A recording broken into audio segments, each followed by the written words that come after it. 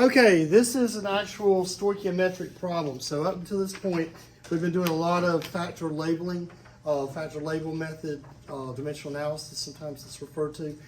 But this one is going to require me to go all the way and do several conversion factor steps, okay? So if you had a problem like this where you have calcium carbonate plus iron 3 phosphate yields calcium phosphate plus iron 3 carbonate, and it's balanced already because it has to be a balanced equation. All right, we know that's understood to be a 1. That's also a 1. All right, so this is a balanced chemical equation. Here's a problem. It says, find the limiting reagent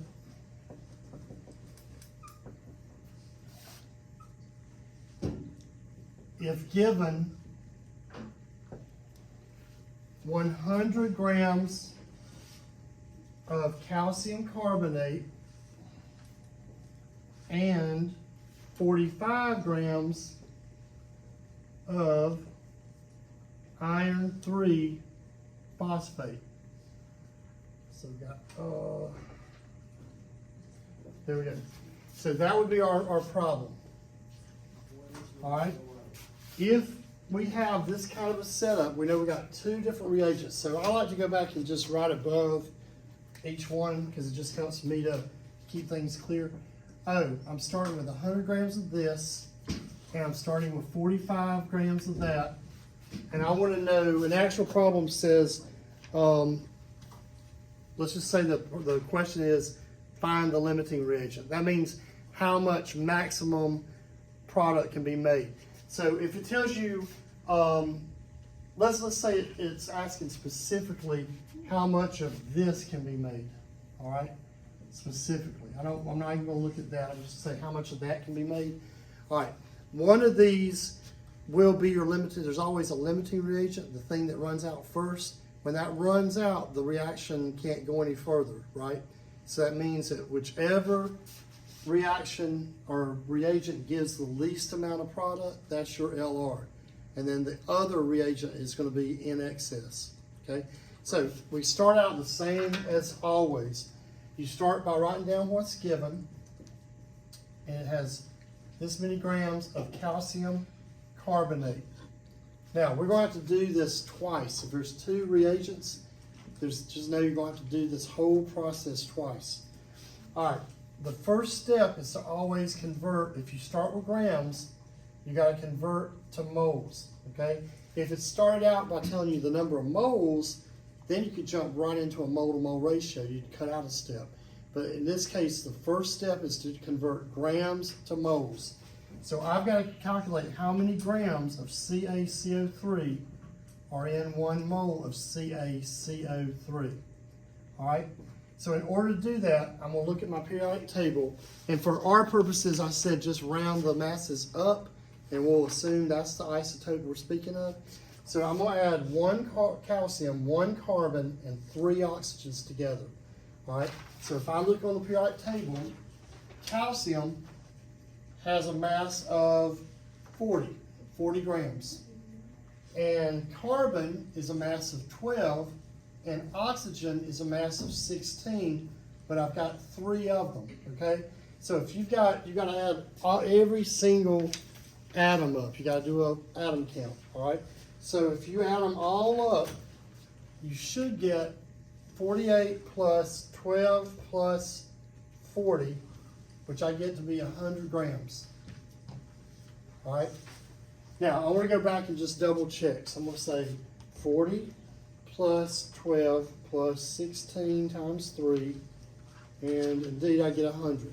So it just happens to be the same amount as the amount we're starting out with, which we know that must be 1 mole, right? All right, next step is you're going to cancel out the like units, the units that are alike, right? So cancel grams with grams, top to bottom.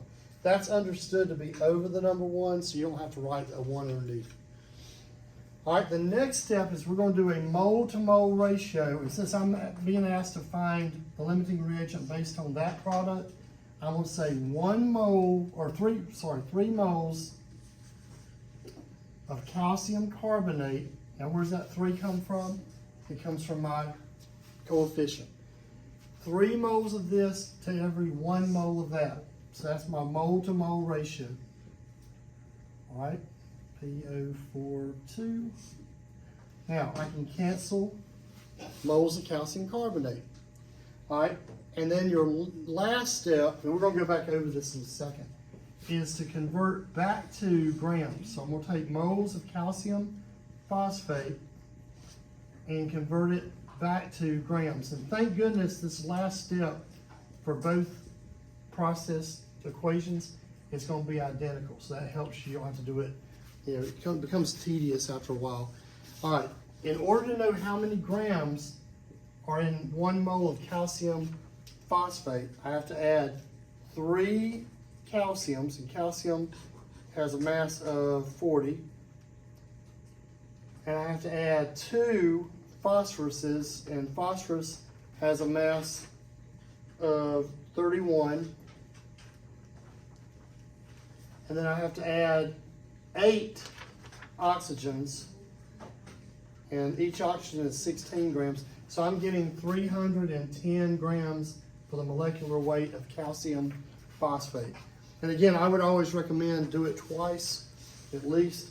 So I'm going to say 3 times 40 plus 2 times 31 plus 8 times 16, and I get 310. So that's the total mass of calcium phosphate. All right, before I calculate that and do the math, let's go ahead and set up the second round, okay?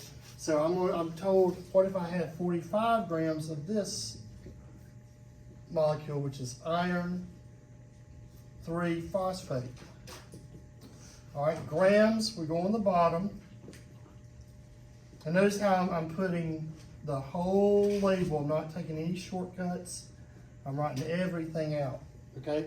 Now, look on your periodic table. Iron has a mass of 56, rounded, so I'm assuming that's the isotope we're talking about.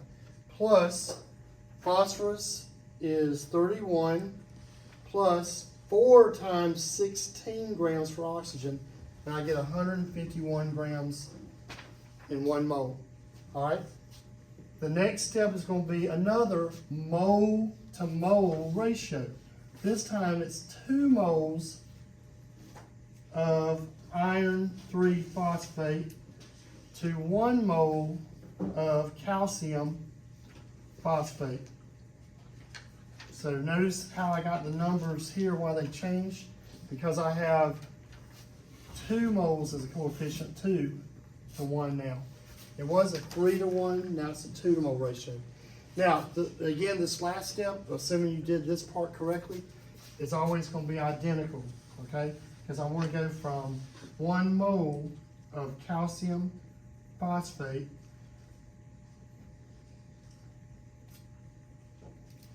to grams of calcium phosphate. All right. Now, this, once you get the hang of this, it looks very cumbersome and gets kind of tedious at times and all, but it actually becomes easier and easier as you do it because all the problems work the same.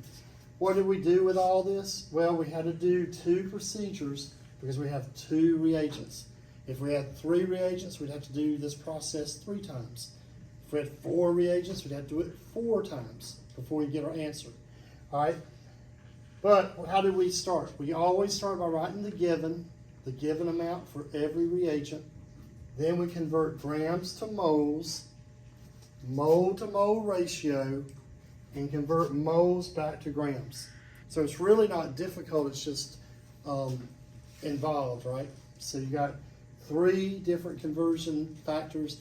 I would always go back and just ask yourself, is this a true statement? So you can catch possible error. Are there that many grams in 1 mole of iron 3 phosphate? Yeah, we double checked it. Is this 2 moles for every 2 moles of this stuff? Is it 1 mole of this stuff? Yes. And did we correctly do the atomic mass, molecular mass for 1 mole of calcium phosphate? Yeah. All right, now all we need to do is do the number crunching. Since I have more than one number on the bottom, I would recommend using open and closed parentheses on your calculator. All right, so I'm gonna go straight across 100 times 1 times 1 times 310 equals, divided by, open parentheses, 100 times 3, close parentheses, and I'm getting 103. I would always do this more than once, by the way.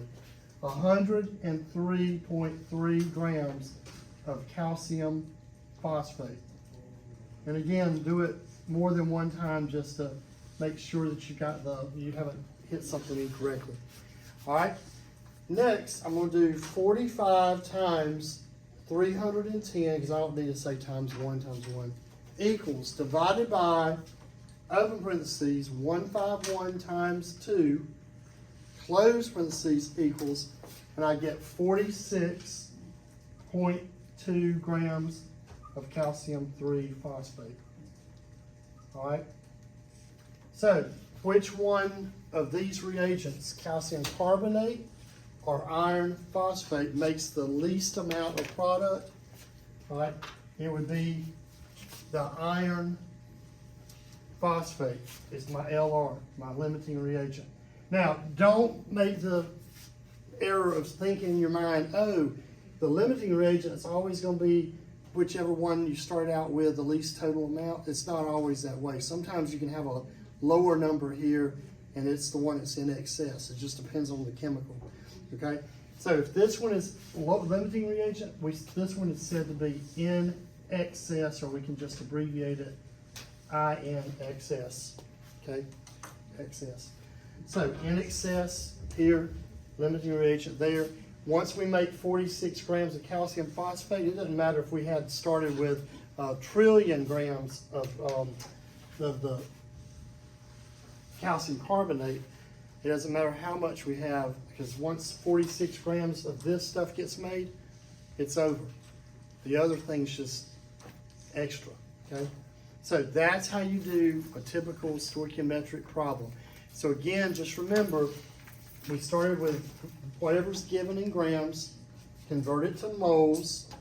Now, if we started with moles, we could jump directly to a mole-to-mole ratio, we would cut out a step, all right? But if we start with grams, we got to convert it to moles, do a mole-to-mole, reagent or reactant to product, mole-to-mole ratio, and then convert it back to grams.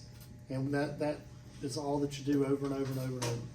All right, so just remember to always write down the whole unit. Don't take any shortcuts, and also be sure that you cancel everything. We say like cancels like, L-I-K-E.